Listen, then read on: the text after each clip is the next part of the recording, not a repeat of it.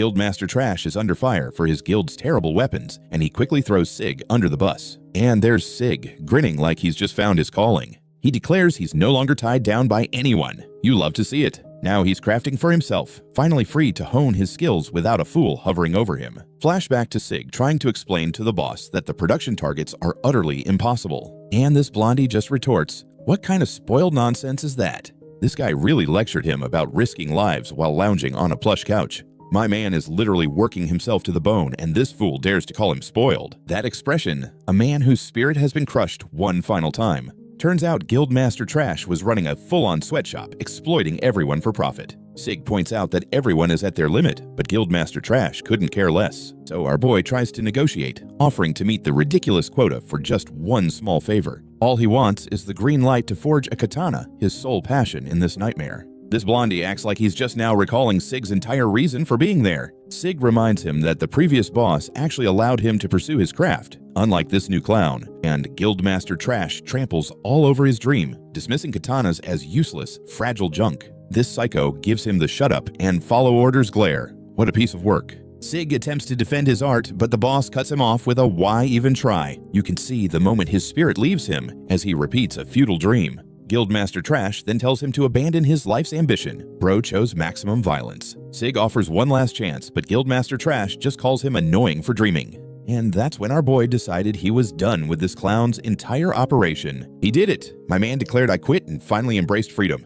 This blondie is genuinely stunned, like he can't believe his best worker is leaving. Sig hits him with the Uno reverse, saying he broke the contract first by being a terrible boss. Guildmaster Trash throws a fit, yelling that Sig will come crawling back. Spoiler, he won't. Our boy just slams the door on that nonsense, completely unfazed. You love to see it. Back in his room, Sig calls the dude petty, which is the understatement of the year. He knows staying in that sweatshop would have literally killed him, so it's time to leave. My man's packing up his katanas, the very things that Psycho deemed a useless dream. Poetic. Sig's all set to leave, but he has to make one final stop at the workshop. And here's the sweatshop with all the other poor souls still grinding away. This dude looks like he hasn't seen daylight in years, just another casualty of the grind. Our boy Sig takes in the despair one last time before he finally breaks free. This freckled kid Torque spots Sig and asks if he's going on a trip. Oh, you naive child. Sig, being a good guy, says he wanted to bid farewell to his work buddies before leaving. My man drops the bomb on Torque, bluntly telling him he's quitting this hellhole. And Torque is completely stunned. His face screams, "You're doing what now?" Freckles immediately panics, realizing Sig was the backbone of this entire operation. Sig just echoes the boss's own words, saying he thinks I'm replaceable. Cold. Torque speaks the truth, telling Sig he's the only reason this sweatshop hasn't crumbled yet. Sig has a flashback about a mysterious woman, Kaidi, who actually valued his craft. A simp motivation, perhaps. Freckles guilt trips him, reminding him he's the only one who can forge for this Kaide girl. Our boy just gives him a calm smile and a please, basically saying, "That sounds like your problem now." Torque is freaking out, yelling that this Kaidi lady will literally kill him if he touches her katana. My man Torque is on the verge of tears, pleading with Sig not to leave him to face some sword fanatic. Sig, ever the hero, tells his friends not to risk their lives covering for him. What a stand-up guy. And with that, our boy just walks away, leaving Torque shouting his name into the void. Cold exit. We get a nice little view, the calm before our boy realizes he's jobless and homeless. Sig stands on a rooftop admitting he rage quit with no plans. My man is all about freedom, zero foresight. Sig's coming to terms with the fact that freedom also means jobless, and he needs a license for everything. He's having a moment of clarity post-toxic job, realizing that loyalty got him nowhere. We shift to a muscular old man grilling meat, probably the best food in this entire city. Our guy approaches the food stall and the old man recognizes him instantly. Connections matter. The apprentice is stunned, but the old man casually flexes, saying this guy's a legendary blacksmith. A straightforward, wholesome exchange between two artisans who genuinely respect each other's craft. The kid is losing it over the knife's quality, giving Sig the validation that Trash Boss never provided. He's literally scrutinizing the meat juices to complement his own knife skills. What a geek. Just when he finds his moment of peace, chaos erupts in the town square. A quick flashback shows the old man pleased that his knife is in capable hands. So wholesome. Sig is just trying to enjoy his meat skewer when the plot decides to crash the party. A random blonde maniac is going wild in the town square, wielding a massive sword. He assumes it's just a drunk guy, not realizing a side quest is unfolding right in front of him. And here comes the cavalry, a blonde knight ordering everyone to back off. The knight immediately asserts control, demanding the maniac drop his weapon. This lunatic takes it as a personal affront and charges at her head first. She looks completely over this guy's vibe before he even gets close. She parries his wild swing like it's just another Tuesday. Okay, she can fight. Sig watches from the sidelines, critiquing her swordplay in real time.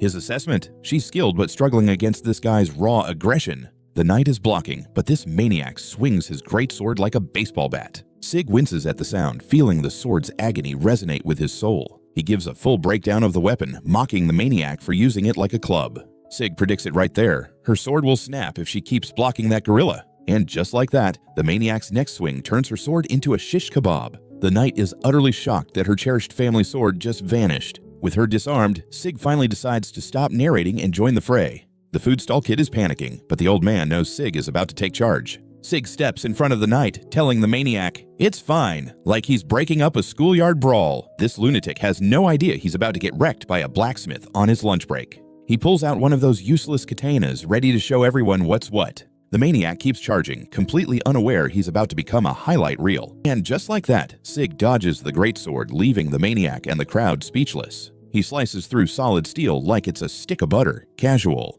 The knight is having a full-on existential crisis, witnessing this impossible feat. The crowd is losing it, wondering what kind of cheat code that katana is. Sig checks on the knight like he didn't just defy the laws of physics. He delivers the coldest line, "Try that again in your next life." The maniac is utterly broken, his will to fight sliced in half along with his sword. The guards finally arrive after the show ends, and Sig stands there like, "You're welcome." Sig lectures the defeated maniac on his drinking habits, adding insult to injury. The knight introduces herself, flustered after being saved by a random guy on his lunch break. She asks for his name, and he just hits her with a no. The edgelord vibes are strong. Sig brushes off slicing a greatsword in half like it was nothing. He's allergic to credit. The knight tries to convince him to stay, but he's already ghosting her mid-sentence. He waves her off with a good luck, leaving her hanging. What a total savage. The knight rushes to the old man for intel, desperate to know who just saved her. Sig gives all the credit to his katana, acting like he wasn't the one wielding it. We return to the sweatshop, where a new clown questions Sig's significance. "Oh, you sweet summer child." And Torquay immediately roasts the new guy for not realizing he's in the presence of a legend. Torquay is enthusiastically promoting Sig to the newcomer, essentially hosting his own fan club meeting. Freckles elaborates on Sig's expertise, emphasizing his dedication to crafting the ideal weapon by understanding his clients. His craftsmanship is so exceptional that even his scissors must be considered legendary. We dive into his philosophy. Blacksmithing is about forging connections, not just creating items. Saiji delivers the classic, "I made it, so I know how to wield it," flex. With his point established, he wanders into the woods for some solitary brooding. He's been so absorbed in his work that he hasn't even had a moment to swing his own sword. He's giving us an in-depth analysis on why his seemingly useless katanas are actually incredibly powerful. Our protagonist reaffirms his lifelong dream after that awful boss tried to crush it. He's having a heartfelt moment with his sword. What a true weapon enthusiast. We're treated to a poignant flashback, starting with some breathtaking mountain views. An elder is imparting wisdom to a youthful Sig. This is where his obsession began. The lesson boils down to understanding your user, a stark contrast to Guildmaster Trash's exploitative approach. And there it is. The classic "I will surpass my father" moment, a true protagonist declaration. We see a striking image of young Sig gazing at his future self. He's been grinding his whole life. Back in the present, he decides it's time to head home. He rage quit, but has a backup plan. The narrator hints at a fresh cast of characters. Looks like a countryside harem arc is on the horizon. He's riding in a carriage, looking incredibly pleased. He's officially on a journey of self-discovery. The narrative is calling him a future legend. The hype train has officially departed. Sig finally reaches his old village, overwhelmed by nostalgia. The homecoming arc kicks off. Our protagonist, Sig, finally arrives in his hometown after a month of travel. The prodigal son has returned. He approaches what appears to be the old family home, ready to crash on the couch for a while. The village chief opens the door, completely unaware of who this grown man is. Awkward reunion alert. Then it dawns on him. The elder is thrilled to see our boy, all grown up after his city escapades. Sig drops the bombshell about quitting his job, and the chief is absolutely losing it. While the old man is having a meltdown, potential countryside harem candidates are already gathering outside. The local girls are eavesdropping as Sig spills the tea on Guildmaster Trash's exploitative practices. Our protagonist delivers the shonen classic, "I must surpass my father." You love to see it. Sig announces he's back to create his magnum opus. The retirement arc is officially off the table. The chief gives him a reality check saying, "Bro, no one here can afford your legendary creations." Sig clarifies he's not in it for the money, he just wants to pursue his passion. The chief offers him the old family workshop, and just like that, our boy's unemployment arc ends. The elder tells him, "You're just like your father, the highest form of praise." And just like that, the chief offers him the village blacksmith position. Our boy's career is back on track. He's genuinely excited to craft farming tools after dealing with that S-rank guild nonsense. The local girls are already plotting outside, thrilled about their new S-rank blacksmith. The chief is having a proud dad moment, reminiscing about when Sig was just a little tool sharpener. Our boy gets flustered when the old man mentions his humble beginnings. Sig finally sees the old family workshop now harmoniously integrated with nature. He's literally battling through the wilderness to reach his own home. Saiji stands before his new place, which looks like it's been reclaimed by the forest. He strolls in as if he owns the place, which, to be fair, he kind of does now. The interior resembles a spider convention, but he's completely unfazed. He quickly realizes his father's legendary sword is missing, but he takes it in stride. This guy is literally getting high off the scent of rust and dust. What a weapon enthusiast. He embraces the dusty air as if it were an old friend. The reality of inhaling a pound of ancient dust hits him like a freight train. He's coughing up a lung, trying to clear out this tetanus trap of a workshop. He inspects the living quarters, untouched since the dawn of time. Sig is excited to embark on his home renovation side quest. The grind never ends. Sig's reminiscing about his days of doodling swords. This guy's been obsessed with weapons since he was born. He just conjured an entire magic circle to clean up. A blacksmith with spells? Now that's impressive. Sig's clearing out the junk, which is likely half the workshop by now. Suddenly, the countryside's harem candidates appear outside his rusty trap. He quickly notices their heightened alertness, likely because he resembles a squatter. Sig lays out his credentials, dropping the chief's name to avoid involving the village guards. The younger one clings tightly to her sister. He gives off that unemployed and potentially dangerous vibe. Sig thinks to himself, "Yep, they're scared of me. At least he knows it." The older sister confesses they were eavesdropping on his entire life story earlier. She introduces herself as Liliana, while the little one is Atra. The welcome committee has arrived. Liliana modestly admits she's still figuring out the hunting game. Sig immediately starts boosting her confidence, impressed by her dedication to farming and hunting. You can practically see the wheels turning in his mind as he envisions a custom hunting knife for her. Seeing the state of his new place, Liliana offers to help clean. The hair and grime are piling up. She casually mentions it's our day offline, basically volunteering for some hard work. Sig is genuinely taken aback that people are offering help without any strings attached. Poor guy's been through it. He agrees, and the girls are already geared up and ready to tackle this rusty mess. Sig shows off his S-rank strength, effortlessly carrying a hefty crate while Liliana is in shock. He pulls out the cleaning magic again, leaving the country girls in awe with a dust-busting spell. Just like that, Liliana is already developing feelings, realizing this guy is on another level. And just like that, the rusty trap transforms into a spotless workshop. His cleaning magic is top tier. He offers to forge them something as a thank you, finally getting to use his skills for good. Atra has no idea what a blacksmith is. "Oh, you sweet, naive child." Liliana immediately starts hyping him up, mentioning the village chief called him a legend. Sig pulls out a useless katana to show Atra, flexing his life's work on a literal child. Atra is completely captivated, giving him the validation that Trash Boss never provided. Sig is basking in the compliments, looking smug as ever. You love to see it. He's already offering to craft them custom tools, fully embracing this wholesome village blacksmith life. Liliana quickly requests a kitchen knife, and he's more than happy to oblige. Atra gets super excited, demanding her own knife too, the first official clients of the new shop. Atra immediately starts negotiating for her own custom knife, leaving her sister utterly stunned. Sig is just soaking up this wholesome family moment, praising her for wanting to help. Atra reveals that their current knives are terrible, giving Sig the perfect chance to show off. Liliana gets flustered, explaining their current gear is basically oversized junk for a kid. Atra hits him with the ultimate weapon, puppy dog eyes, asking if it's not allowed. Big Sis tries to play it safe, suggesting a real knife might be too much, but it's already too late. Sig just laughs it off, fully committed to making this kid a legendary butter knife. He calls it a housewarming gift, promising next-day delivery on 2 custom pieces. What a flex. The girls are losing their minds, bowing as if he just handed them the Holy Grail. The sisters leave, officially becoming the first members of the countryside harem. The arc is moving forward. Sig looks at his tidy new place, finally admitting the home renovation side quest has him beat. But instead of resting, he's already prepping his tools. This guy can't chill. He realizes he's been setting up shop on autopilot. The workaholic grind is in his very being. He questions his own actions, wondering why he's still working. Dude, it's just who you are. Sig admits he's tired, but being back in a real workshop reignites his creative spark. He decides to skip sleep and starts forging right then and there. The grind never ends. The narrator shares some blacksmithing lore as Sig prepares to show these villagers what S rank really means. Sig reveals his secret is magic-infused forging, a skill he mastered in that hellish sweatshop. He's using a full magic circle as a forge, casually hitting 800 degrees like it's nothing. And we're getting a complete blacksmithing tutorial. This guy is about to create some legendary knives.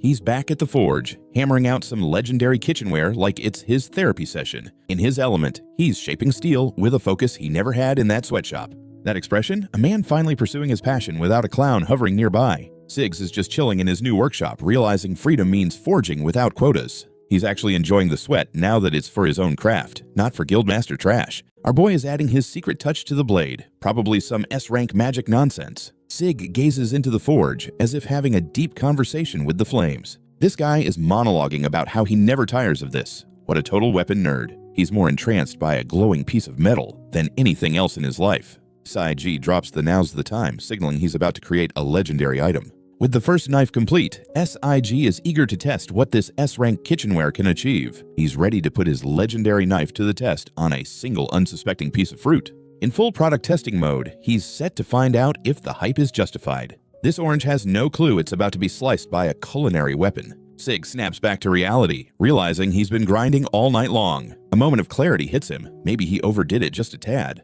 He admits he got lost in the sauce, nearly crafting an OP kitchen knife. He realizes handing a sleep-deprived, passion-fueled knife to a civilian isn't a good idea. Sig's already redesigning the kid's knife for safety. His customer service is top-notch. Meanwhile, in the city, adventurers are already grumbling about the guild's trash gear. Adventurers are getting wrecked because of the guild's awful equipment. This new kid is spitting truth, saying the guild's gear is complete garbage. And look who's finally feeling the pressure. Guildmaster Trash is drowning in his own failures. Meanwhile, our boy is thriving, about to make his first official delivery in the village. The girl's mom opens the door and you can see Liliana simping in the background. She introduces herself as Cynthia the mom. The countryside harem just gained a MILF. Sig keeps it simple with his introduction, cool as a cucumber. Mama Cynthia's hyping him up, saying her daughters are excited for their new knives. And Sig just casually reveals, "Oh, you mean these?" flexing that he's already done. Cynthia is completely shocked, realizing this guy's work ethic is on another level. Mama Cynthia is losing her mind over the S-ranked craftsmanship of these kitchen knives.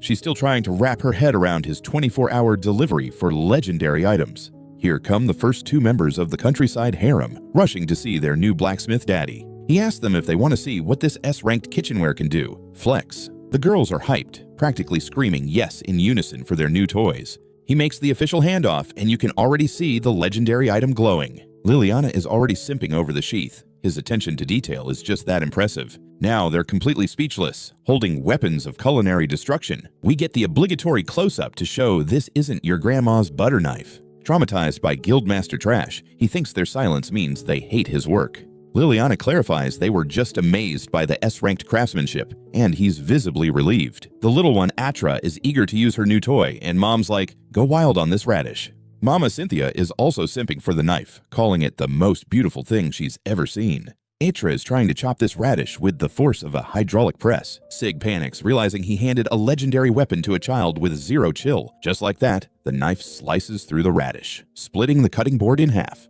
His first question is about the cutting board's condition, a true craftsman's priorities. Sig gives the kid a hands-on lesson, telling her to let the OP knife do the work. And it works flawlessly. He admits he tried to make it less sharp. What a flex. Liliana is having an existential crisis, wondering how he crafted a custom-fit knife without measuring. Our guy delivers a handshake that screams confidence. This dude's on a whole new level of geek. Liliana is utterly confused. Seriously, when did you pull that off? Sig launches into a full nerd explanation, claiming he can read your entire life from a handshake. Liliana struggles to wrap her head around this S-rank nonsense while our guy stands there looking pleased. Just like that, Liliana is smitten, her mind blown by his blacksmithing prowess. He shares his philosophy on crafting custom gear, taking a jab at Guildmaster Trash. The little one, Atra, is shouting her gratitude, officially the first happy customer of the new shop. Atra clutches her new knife like it's a beloved pet. The cuteness levels are off the charts. Sig is soaking in the moment, realizing this is the validation he never got from sweatshop hell. We see the whole happy crew together, the inaugural members of the countryside harem. Our guy basks in the satisfaction of a job well done, finally receiving the recognition he deserves. He recalls the soulless grind of the guild. No wonder he threw in the towel. This guy is going on about pouring his soul into a kitchen knife. What a total nerd. Our guy realizes that actually engaging with clients reignited his passion for the job. Then Guildmaster Trash turned it into a sweatshop, crushing his creative projects. Sig confesses that the mindless mass production was draining his spirit. We all knew that, man. Liliana snaps him back to reality, concerned he's spiraling into a full breakdown. He reassures her, saying he's just happy, trying to downplay his existential crisis. Sig goes full Shunin hero, declaring that a satisfied customer fuels his motivation. Just like that, Liliana is smitten. My man's wholesome vibe is just too strong. Liliana returns with another request, seizing the moment while he's still riding the validation high. She's shouting about arrowheads like she just unlocked a new skill tree. My girl is fired up. Our guy Sig connects the dots, recalling her entire hunter backstory from earlier. Mama Cynthia reveals that Liliana's father was the original hunter of the family. Liliana shares her tragic backstory, expressing her struggle to live up to her father's legacy. She's essentially betting her entire career on our guy's S-rank forging skills to pull her out of the rut. Sig responds with a heartfelt thank you, likely for trusting him with her aspirations. He immediately shifts into full nerd mode, asking for her current gear to conduct a thorough analysis. Liliana hands over her bow, officially commissioning him for his next legendary project. Sig's already running diagnostics and wants a live demonstration. This guy's customer service is next level. Liliana gives him the live demo, and her arrow just kind of thuds into the tree, lacking power. She wears that, yeah, I know, my gear's garbage expression.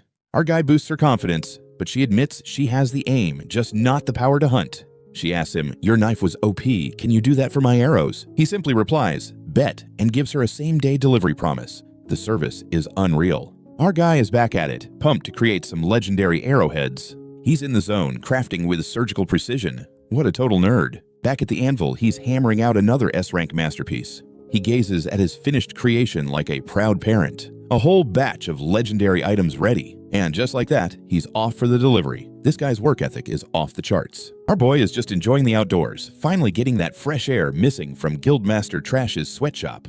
He calls the cool breeze luxurious. His standards were in the absolute gutter before this. And of course, his body immediately betrays him. He's not used to being out of a sauna.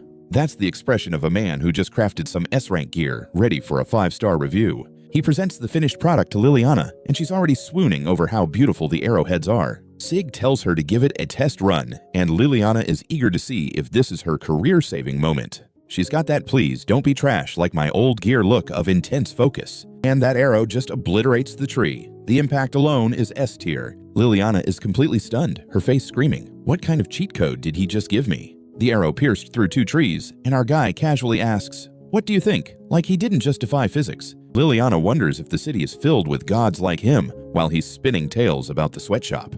Now she's his PR manager, orchestrating a hype campaign across the village for his S-rank talents.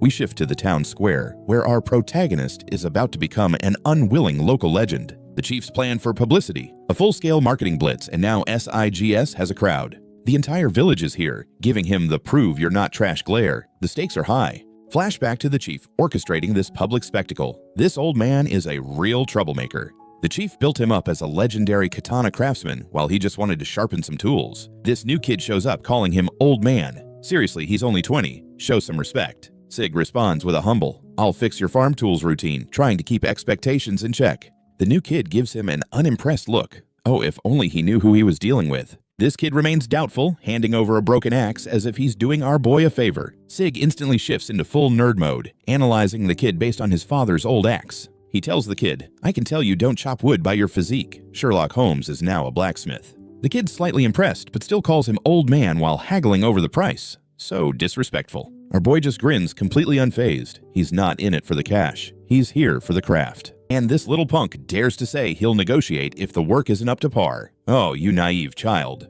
Sig pulls out a magical grindstone and the kid is instantly losing his composure. Our boy is practically buzzing from the S-rank energy radiating off that sharpening tool. The kid panics, fearing our boy will turn his axe to dust, but Sig is just enjoying the moment. Calmly, our boy explains metallurgy to the audience while the entire village enjoys the free show. He tunes out the critics, concentrating on the grind like the S-rank professional he truly is. The whole village is giving him the prove it stare, waiting for him to mess up. And just like that, the kid is freaking out over an axe. Our boy transformed a tool into a legendary item. Sig gives him the smuggest. "So you believe now?" Expression I've ever seen. The kid quickly switches allegiance, becoming the president of the SIG fan club. Now the entire village is swarming him, eager for a taste of that S-rank sharpening service. Our boy is soaking it all in, finally receiving the validation that Trash Boss never provided. This guy is geeking out over their broken farm tools, calling them treasures. What a nerd. Our boy finally feels fulfilled, a sensation that Sweatshop Hell could never offer. We cut back to the city, likely to witness Guildmaster Trash's entire operation going up in flames. And look who it is. Night Girl meeting a new pretty boy named Schmidt. The student introduces himself as another guildmaster. We've seen how that usually ends. Night Girl is on a mission, searching for the man who saved her life. She's flattering him about his impressive guild, but we know she's here for one reason. This new clown is eating it up, boasting about his S-rank members as if he's not about to be humbled. And she drops the bomb. She's looking for a guy who forges katanas. His reaction will be priceless. She mentions our boy Sig, and we see him living his best life, completely unfazed. Night Girl is monologuing about her new obsession. She's totally smitten with that S-rank blacksmith. We flash back to the psycho who ruined her sword, the trigger for this entire simp quest. She's still haunted by the moment her family's sword was destroyed. The trauma lingers. She keeps replaying the instant our boy one-shotted that great sword. The highlight reel is on repeat. My girl is smitten, outright declaring, "I want that katana." The simp quest has officially begun. She's facing an identity crisis, realizing her years of sword training mean nothing next to that S-rank katana. Night Girl confesses she couldn't stop thinking about it and had to track our boy down. The obsession is real. This new clown Schmidt claims his team left weeks ago but tries to sell her on his B-team blacksmiths. Night Girl responds with a firm no, basically saying, "I didn't ask for your mediocre B-team." This clown really called katanas niche items, completely unaware he's talking to a new believer. She's already walking away, knowing our boy's passion for his craft is what makes him legendary. Night Girl bluntly asks if he truly has anyone better than Sig. She's calling him out. And this new clown is absolutely furious that she's not buying his second-rate blacksmith nonsense. Now this new guy, Schmidt, is throwing a full-blown fit, kicking furniture like a toddler. He's furious that everyone's riding the katana wave. Dude, catch up. Meanwhile, our guy is back in his workshop, ready to unleash another S-rank creation. He's quenching the blade now, the most nerve-wracking part of the entire process. Siggs is geeking out over the sword's first cry. This guy is in love with his craft. And he's finished. Our boy just created another legendary weapon and looks incredibly relieved. Now he's polishing it, showcasing those stunning wave patterns. The detail is mind-blowing. He admits he's still not at his dad's level. The grind of a shonen protagonist never ends. He's adding the final touches to his new creation, completing a true masterpiece. Then a new girl walks in, looking like a final boss. The countryside harem is growing. The new girl seems flustered, likely because she's never seen someone so dedicated. Our boy is still grinding like a true shonen protagonist, wondering how his dad got so strong. Sig puts his new creation away, still completely immersed in his own S-rank skills. He's literally crying tears of joy, confessing he's a full-on katana addict. Finally, he takes a bath, bragging that his tetanus trap has better amenities than the guild. He's reminiscing about the days in the sweatshop when a shower meant just getting hosed down. Flashback to Liliana and Atra arriving, shocked to see him covered in grime from 5 days. Sig casually mentions he's been on a 5-day forging spree. The grind is his life. Liliana brings him a victory meal, a thank you for her new career-saving arrowheads. She's giving him all the credit, saying his S-rank gear is why they're eating well tonight. Our boy is going full Gordon Ramsay on this victory meal, preparing it with surgical precision. Sig decides the meat is too good to just eat. He's turning it into a full culinary project. He's talking about a 3-day aging process. This guy can't do anything without making it an S-rank grind. And here's Liliana, fully equipped in her new gear, searching for the man behind it. Our boy Sig spots her, instantly noticing she's now on her hunter grind. He compliments her, saying it suits her well, and the simping levels are about to peak. Sig immediately asks for a review on the meat, but dude, you haven't even served it yet. Liliana short circuits, completely flustered by the unexpected question. Our boy just laughs it off, clarifying he hasn't even cooked the thing yet. Liliana panics, thinking he's preserving it, but Sig flexes, saying he's salt curing it. A chef now. Liliana is still confused, but he tells her he's going to smoke it like a pitmaster. He gets overly passionate about smoked meat, while Liliana tries to process this S-rank cooking lesson. Sig casually invites her to watch him cook. He's turning his barbecue quest into a date. Of course, he built his own smoker. This guy can't help but craft everything himself. Our boy is giving a TED talk on wood chips, while Liliana is just enamored by the aroma. He just set her up with a 5-hour quest timer for a piece of meat. The grind is everywhere. Liliana is shocked by the wait time, but she's committed to this S-rank barbecue experience. 5 hours later, she's back, craving that S-rank smoked meat. Our boy is ready for the grand reveal, the moment of truth for his culinary side hustle. And the meat looks like a legendary item. Apparently my man's cooking skill is S rank too. He gives her a 2-day quest timer for a piece of meat. The grind is never ending. 2 days later, the girls return to claim their S-rank barbecue promise. Our boy is hyped for the grand reveal, and Liliana is absolutely craving it. He wants to make it a family affair, but the girls seem a bit shifty. Liliana is so hungry she's ready to cut her own mom out of the first serving. He sees this as a chance to recruit for his new smoked meat cult. What a nerd. He presents the legendary meat, and the girls are already swooning over the aroma. He's about to add the final touches to this culinary masterpiece. No extra nonsense needed. And there it is. The final product looks like a 5-star meal. Our boy's a chef now. The girls are losing their minds, ready to ascend to a higher plane of existence over a steak. The moment of truth has come. The S-ranked barbecue is at last being served to the harem. His cooking is so exceptional it deserves its own glamour shot. Food porn at its finest. Our guy is literally critiquing his own dish mid-bite. What a self-affirming nerd. The girls are just observing him eat, likely curious if they'll get a taste of this legendary meat. And they've transcended. His cooking has elevated them to an entirely different realm. Liliana's mind is blown and he's just like, yeah, I'm that good. She's officially hooked. A support group for S-rank smoked meat might be necessary. That's the expression of a man who knows he's just created 2 new food enthusiasts. Smug. The little one is just enjoying herself, completely immersed in that S-rank barbecue. The countryside harem has found a new family dinner spot, wholesome as can be. His new routine, grinding all day, then relishing his S-rank meat and drinks. You love to see it. He's soaking in the family vibes, finally experiencing the warmth that Sweatshop never provided.